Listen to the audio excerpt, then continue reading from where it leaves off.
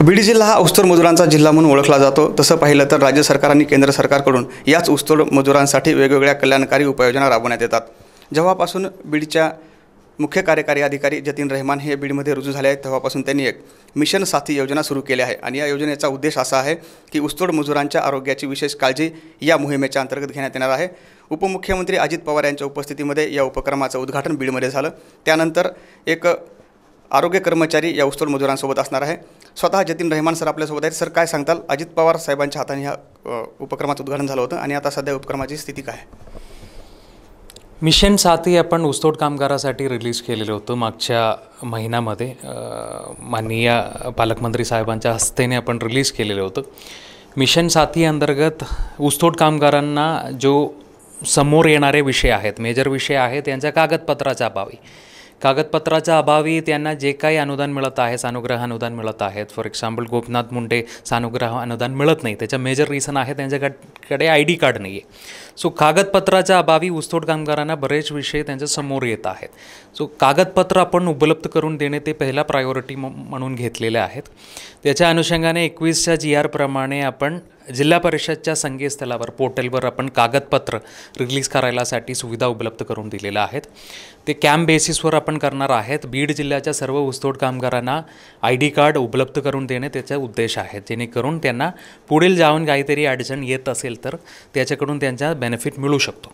Second, ऊसतोड कामगार जेव्हा तमिळनाडू, महाराष्ट्रामध्ये सुद्धा इतर जिल्ह्यामध्ये काम करायला जाताना त्यांच्या आरोग्याच्या मोठ्या समस्या येत आहेत। त्यासाठी आपण जिल्हा परिषदच्या आरोग्य विभागाच्या सोबत म्हणजे आरोग्य विभागामार्फत आपण आरोग्य साथी म्हणून एक कन्सेप्ट समोर करत आहेत। आरोग्य साथीमध्ये आपण एक महिला म्हणजे ऊसतोड कामगारामध्ये असलेले एक महिलेला आपण निवड करत आहे, जे 7वी पास आहेत, यांना बेसिक गोष्टी वाचता यायला पाहिजे, गोळ्या वगैरे दिसून ते समजायला पाहिजे, अशी महिलांना आपण ट्रेन करत आहेत। अशी आपण ह्या वर्षात 1000 महिलाच्या ट्रेनिंग आपण प्लॅन करत आहे। त्याच्या ट्रेनिंग बुकलेट आपण क्रिएट केलेलं आहे आणि DPTCमधून आपल्याला मेडिसिन खरेदी करतो, त्याच्यातून सर्व ऊसतोड कामगारांच्या जे ग्रुपमध्ये एक फर्स्ट एड किटसुद्धा आपण उपलब्ध करून देणार आहे। याच्या व्यतिरिक्त आपल्या समाज कल्याण विभागामार्फत आपण टोल फ्री नंबरसुद्धा उपलब्ध करून दिलेले आहेत।